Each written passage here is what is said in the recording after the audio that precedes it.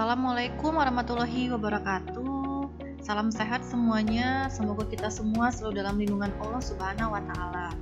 Bertemu dengan saya Ovi Erpandari dalam perkuliahan budidaya tanaman kakao lanjutan. Nah, kalau di minggu kemarin kita sudah mempelajari seperti apa saja sih pemeliharaan tanaman kakao yang terdiri dari pengendalian gulma, kemudian tentang pemupukan.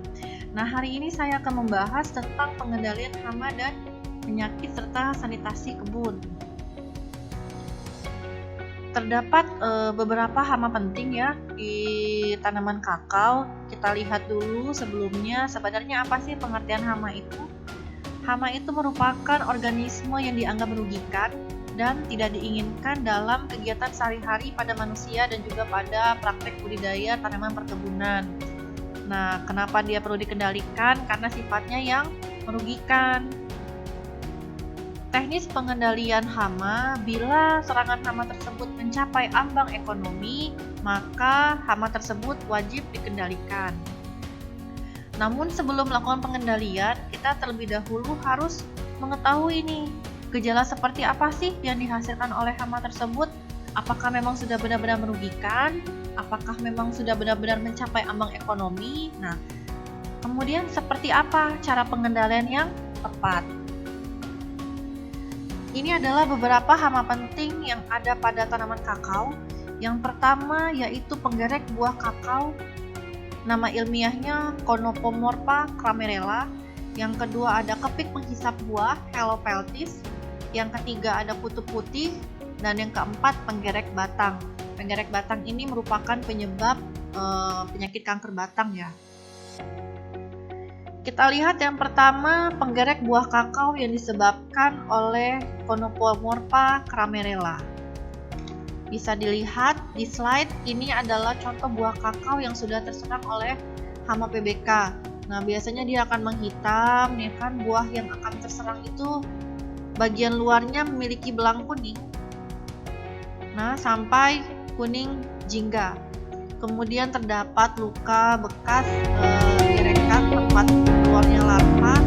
Kemudian biji-biji yang berada di dalam buah itu saling melekat dan biasanya berwarna hitam. Nah, saat buah digoyang atau diguncang maka tidak ada bunyi. Serangan hama PBK ini bisa menyebabkan nantinya ketika panen bijinya berukuran kecil dan berbentuk sangat rendah sehingga nanti akan mempengaruhi harga jual kakao. Terdapat beberapa upaya pengendalian yang dapat kita lakukan, yaitu dengan pemangkasan pemendekan tajam sampai kurang lebih 4 meter. Nah, ini bisa memudahkan dalam hal pemanenan dan juga lebih mudah dalam sensus atau mengetahui hama maupun penyakit. Kedua adalah dengan adanya pemupukan dengan 5T agar tanaman sehat, berproduktivitas tinggi. Kemudian yang ketiga adalah panennya sering dan sanitasi kebun. Nah, ini kalau kita sering mengontrol kebun, maka secara tidak langsung kita juga sudah melakukan pengendalian. Nah, untuk buah kakao yang memang terindikasi terhadap hama penggerek buah kakao ini, sebaiknya jangan dibiarkan di kebun, namun kita ambil secara manual, kemudian kita benamkan di dalam tanah bersama dengan kulitnya tadi ya, supaya penyebarannya tidak meluas ke tanaman yang lain. Yang keempat yaitu pemilihan pohon naungan atau pohon pelindung, misalnya pohon jati, suren, mahoni, pohon kopi, pohon kapuk, kina, kayu manis, serta rambutan. Namun juga harus dihindari karena tumbuhan inang, ada beberapa juga yang merupakan inang dari hama PBK. Kemudian ada hal lain selain dari yang tadi sudah saya jelaskan, yaitu dengan penyaluran buah. Nah, ini untuk bertujuan mengangkat PBK tadi bertelur. Nah, ini sudah diteliti bisa menyelamatkan buah dari serangan PBK sebanyak 80%. Kemudian dengan produksi atau mendatangkan semut hitam. Nah, ini bisa menggunakan PBK juga. Populasi semut yang berlimpah dapat menekan serangan penggerek buah kakao. Atau bisa juga kita pasang sarang semut dengan kelapa yang sudah kita siram dengan gula, dan areal yang ada bagian sarang semut tadi sebaiknya tidak disemprot dengan insektisida. Nah, ini adalah contoh penyerungan buah untuk menghindari terserang PPK. Ini ada penelitian orang bahwasannya buah kakao yang disarung atau yang diserbuk ini menghasilkan kualitas yang bagus dan tidak terlihat adanya serangan hama atau penyakit.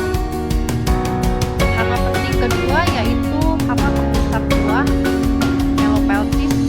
Nah, ini biasanya menyerang buah muda dan menyerang pucuk kakao. Gejala serangannya yaitu terdapat bercak-cak berwarna coklat kehitaman, ukurannya sekitar 2-3 mm. Biasanya bercak menjalar dari ujung buah hingga ke bagian tengah buah. Biasanya yang terserang Helopeltis ini buahnya akan menjadi kering, kemudian akan mati. Nah, apabila menyerang ranting atau daun, maka daun serta ranting tadi akan layu dan kering, kemudian akan bagaimana upaya pengendaliannya? Sama seperti dengan pengendalian PBK, bisa menggunakan semut hitam. Kenapa menggunakan semut hitam? Nanti akan saya bahas sebelumnya. Kemudian menggunakan pestisida nabati. Yang ketiga yaitu hama kutu putih. Nama ilmiahnya Pseudococcus lilaginus. Nah, ini menyerang buah kakao yang masih kecil. Bagian buah yang pertama terserang itu biasanya bagian pangkal, kemudian akan menjalar ke bagian buah yang lain. Biasanya yang terserang hama kutu putih ini pertumbuhan buahnya akan terhambat, kemudian karena proses pertumbuhannya tidak sempurna, maka tanaman kakao atau buahnya tadi akan menjadi kering dan mati. Upaya pengendaliannya dengan semut hitam dan dengan pestisida nabati. Sekedar informasi, mengapa kita menggunakan semut hitam sebagai pengendalian kutu putih? Karena kutu putih itu menghasilkan enzim yang rasanya manis. Kemudian kalau kita kasih semut, maka semutnya juga akan memakan si kutu. Jadi ini adalah proses predasi dari semut hitam. Yang keempat yaitu penggerek batang. Ini ada larvanya sedang menggerek batang. Jadi lama-kelamaan bisa menyebabkan tanaman menjadi mati. Biasanya menyerang tanaman muda, kemudian ada bekas gerekan pada batang maupun cabang. Pada permukaan lubang terdapat kotoran ulat dicampur dengan bekas gerekannya. Kalau tanaman tuanya nanti bisa mati, bisa menggunakan dan jangan sampai kita menanam ini yang kering lagi ada janji supaya mauri dan upaya pengendaliannya yaitu dengan jamur entomopatogen. Nah, ini sekedar pembanding analogi bahwasannya jamur Bephria bassiana ini ya bisa menyebabkan kematian pada hama dengan ini tumbuh di sekitar tubuh hamanya, warnanya putih, atau dengan memotong batang atau cabang yang terserang pada jarak 10 cm ke arah pangkal dari lubang gerek. Nah, kemudian larva atau kepompongnya harus segera dibunuh. Selanjutnya adalah pemeliharaan tanaman kakao dengan sanitasi kebun. Nah, proses sanitasi kebun ini merupakan hal yang sangat penting dalam proses budidaya kakao. Mengapa? Karena tadi seperti saya sudah bilang, kalau ada buah yang busuk atau buah yang diserang hama, itu harus dibenam dalam tanah untuk menghindari penyebaran yang lebih luas. Nah, kita bisa membuat lubang seperti ini, bisa untuk kita taruh daun-daun kering, kemudian kita bisa taruh buah-buah yang memang sudah busuk dan rusak, kita benam. Nah, ini bisa menjadi pupuk kompos, ya, seperti itu. Demikianlah kuliah kita pada hari ini. Bila ada yang ingin dipertanyakan, silakan. Wassalamualaikum warahmatullahi wabarakatuh.